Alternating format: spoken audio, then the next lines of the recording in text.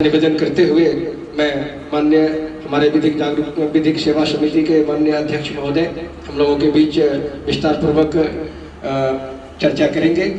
निवेदन करना चाहूँगा सभी न्यायिक पदाधिकारी महोदय यहाँ पर हैं। ये समन्वय प्रकृति के बाद लोक अदालत में सुलहनीय जो होता है वही होगा। फिर भी हम देख रहे हैं, जैसा कि हम भी कुछ देख रहे हैं कि कोर्ट में कुछ ऐसे मामले जो सुलहनीय प्रकृति के नहीं है, बरसों से उसमें कोई गवाह नहीं आ रहा है, ना कोई मुद्दई आ रहा है, नहीं मुदाला आ रहा है, वो केस पड़ा हुआ है। ऐसे केसेस को भी संग्रहित किया जाए और मैं चाहता हूँ वो भी बहुत बड़ा केस कम करने का जरिया हमारा होगा। यही निवेदन करते हुए मैं अब अपर जिला एवं सत्र न्यायाधीश तृतीय और माननीय हमारे विधिक सेवा समिति के नवगछिया के अध्यक्ष महोदय से आग्रह करना चाहेंगे कि अपनी बात विस्तार पूर्वक हम लोगों को समझें।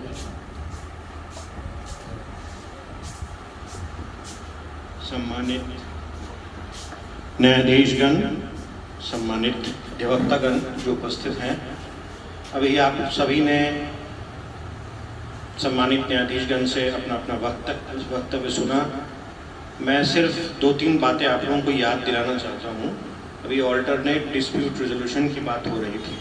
यहाँ पे सिविल के काफ़ी अधिवक्ता एक आध को मैं देख रहा हूँ। फारूक साहब, आपसे मुखातिब हूँ और एमएसीटी के कुछ अधिवक्ता जो हैं, एमएसीटी की जो काम में मैं उनको अपना संदेश पहुंचाना चाहता था, मोहम्मद बारिक साहब, उनको मैं देख नहीं रहा हूं, नहीं है। अगर एमएसीटी के केस कोई करते हैं तो ध्यान से मेरी बात को अगर आप सुनेंगे तो आपको समझ में आएगा कि मैं क्या कहना चाहता हूं, मेरा उद्देश्य क्या है, संदेश क्या है। आज का टॉपिक ऑल्टरनेट डिस्प्यूट रेजोल्यूशन है और साथ में फारूक साहब को मैं इसलिए कह रहा हूँ, हम लोग सभी अभी ऑल्टरनेट डिस्प्यूट रेजोल्यूशन की बात कर रहे थे। सेक्शन 320 की बात कही एडीजे 1 साहब ने, मैं उसमें एक और सेक्शन जोड़ना चाहता हूं। क्योंकि आप लोग सभी सम्मानित व्यक्ति हैं, बुद्धिजीवी हैं, मुझे पूरा विश्वास है कि आप लोगों को इस सेक्शन के बारे में बिल्कुल पता होगा। वो सेक्शन है section 89 of the CPC. Section 89 CPC को जाकर के एक बार पढ़ लीजिएगा, आपको समझ में आ जाएगा क्या है। पिछले जितनी भी लोक अदालतें हुई हैं उनमें एक भी प्योर सिविल मामला निष्पादित नहीं हुआ है। मैं इस रिकॉर्ड को तोड़ना चाहता हूं आगे आने वाले लोक अदालत में। अगर एमएसीटी का मामला सुलझ सकता है तो सिविल सूट क्यों नहीं सुलझ सकता? सेक्शन 89 का इस्तेमाल करें आप लोग। सेक्शन 89 जो है उसमें, जैसा कि एडीजे 2 साहब ने कहा, वो उसमें arbitration, conciliation, मेडिएशन followed by judicial pronouncement, ये सभी का सार है उसमें। ऐसे जितने भी मामले हैं जिनका इन तीनों माध्यमों के तहत सुलझाया जा सकता है, ऐसे मामले इसमें प्लेंटिफ और डिफेंडेंट मुंसिफ के कोर्ट में, चूंकि हम जहां तक मेरी जानकारी है प्रमोद जी के यहाँ सिविल केसेस चलते हैं और पंकज जी के यहाँ भी हैं, तो अगर एज ए सब जज और एज ए मुंसिफ उनके कोर्ट में आप लोगों का योगदान रहेगा, सेक्शन 89 का टाइटल सूट हो रहा है between state government and private party, है ना। रॉन्ग एंट्री इन सर्वे खतिहान क्यों नहीं सुधारा जा सकता है उसको? क्यों सूट फाइल होता है? भरा पड़ा हुआ है सूट इस तरह का। फिर वहां से एक पक्ष हारता है, एक पक्ष मेरे पास चला आता है, फिर डिस्पोजल। तो हम अगर वहीं पे उसको सुलझा लें, अगर गलती वहीं पे हम लोग सुधार लें तो इतना पेंडेंसी होगा ही नहीं। अब रहा पार्टीशन सूट। पार्टीशन सूट दो भाइयों के बीच में है। क्या सेक्शन 89 का इस्तेमाल करके सीपीसी के पार्टीशन सूट में इंटर से डिस्प्यूट जो भाई भाई में है सुलझाया नहीं जा सकता है? मेरा विश्वास है कि बिल्कुल सुलझाया जा सकता है और उसमें अधिवक्तागण की अहम भूमिका होनी चाहिए। जैसा कि एडीजे 1 साहब ने कहा कि आप अपना समय, बहुमूल्य समय अपने परिवार, अपने बच्चों को दें तो वहां के प्रॉब्लम सुलझेंगे और अपने क्लाइंट्स को अपना फैमिली का एक्सटेंशन मानिए। जो मामला, क्या आप अपने छोटे मोटे घरेलू विवाद के लिए कोर्ट में आते हैं? आप वही घर में उसको सुलझा लेते हैं।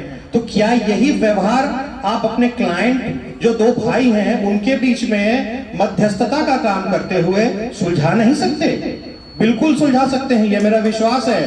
डायनामिक लोग हैं आप लोग, बिल्कुल करिए। और मैं ये उम्मीद करता हूं आप लोगों से कि जैसे क्रिमिनल केस में कंपाउंडेबल ऑफेंसेस में डिस्पोजल हो रहा है, वैसे ही सिविल केस में सिर्फ MACT ही नहीं, सिविल सूट भी, टाइटल अपील भी सारे सेक्शन 89 के दायरे में आते हैं। और आप लोगों का सहयोग रहेगा तो 100%, 50% मामले तो वैसे ही सुलझ जाएंगे। तो मैं उम्मीद करता हूं आप लोगों से कि इस बात पे आप लोग गौर करेंगे और इस बार ऑल्टरनेट डिस्प्यूट रेजोल्यूशन को इस्तेमाल करते हुए आगामी लोक अदालत में जो आने वाला है उसमें सिविल का मामला पे ज्यादा ध्यान दीजिए। क्रिमिनल के मामले तो वैसे ही सुलझ जाएंगे जो कंपाउंडेबल है मजिस्ट्रेट्स के कोर्ट में, लेकिन सिविल के मामले में जो ADJ के कोर्ट में है और मुंसिफ साहब के कोर्ट में है और सब जज साहब के कोर्ट में है, उनमें भी सेक्शन 89 का इस्तेमाल करिए। सेक्शन 89 CPC दोनों पक्षों के बीच में हो जाएगा, मध्यस्थता का काम कोर्ट करेगी, यही सेक्शन कहता है। आप लोगों को सिर्फ उसको आगे लेके जाना है, समझाना है, फिर देखिए सिविल सूट डिसाइड हो जाएगा और उसी के साथ अवार्ड के तरफ में, अवार्ड के रूप में डिग्री भी पास हो जाएगी और तब ऊपर नहीं आएगा केस। क्योंकि एक बार जब वो डिस्पोजल हो गया एज पर सेक्शन 89 और सेक्शन 89 में अगर कोर्ट में डिस्पोजल नहीं भी होता है तो उसको लोक अदालत में रेफर कर दिया जाता है, सिविल सूट को भी। लेकिन हमारे नजर में एक भी सिविल सूट आया नहीं है आज तक लोक अदालत में। और जहां तक मेरा यह अनुभव कहता है कि बहुत सारे क्रिमिनल केस तो अगर एक सिविल मुकदमा अगर निष्पादित होता है, मेरा यह विश्वास है, यह मानना है, यह मेरा अनुभव कहता है कि 10 क्रिमिनल केस तो वैसे ही सुलझ जाएंगे। क्योंकि आप लोग सभी जानते हैं, गुणी हैं, अनुभवी हैं कि अगर एक सिविल सूट के चलते 10 क्रिमिनल मामले चलते हैं, निकलते हैं उसमें से।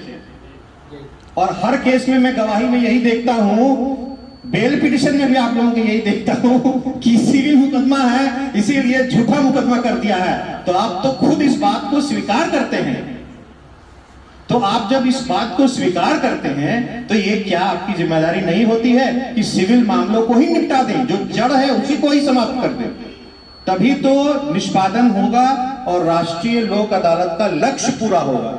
और हम नवगछिया को एक दृष्टांत के रूप में राष्ट्रीय स्तर पर, राज्य के स्तर पर नहीं, वहां दृष्टांत के रूप में उसको उद्घाटन कीजिए इस आगे आने वाले लोक अदालत में। इन्हीं शब्दों के साथ मैं आपका आभार प्रकट करता हूं कि आप लोग इतनी संख्या में आकर के सम्मिलित हुए हैं। इससे यह पता चलता है कि आप लोग इसके महत्व को समझते हैं, ऑल्टरनेट डिस्प्यूट रेजोल्यूशन के महत्व को समझते हैं। और मेरा यह विश्वास है कि हमारे जितने भी न्यायिक पदाधिकारी हैं सभी आप लोगों के सहयोग के लिए हमेशा तत्पर रहें और 100%, 200% हम लोग देने के लिए तैयार हैं। आप लोग का सिर्फ सहयोग चाहिए, बाकी तो हम लोग इतिहास बना सकते हैं। धन्यवाद। और मैं चाहूंगा कि माननीय हमारे अध्यक्ष महोदय अपने मुखारबिंद से इसके समापन की घोषणा करें। आज के प्रोग्राम की आज के जो कार्यक्रम है उसको मैं विधिवत रूप से समाप्त घोषित करता हूं। ठीक है, समापन।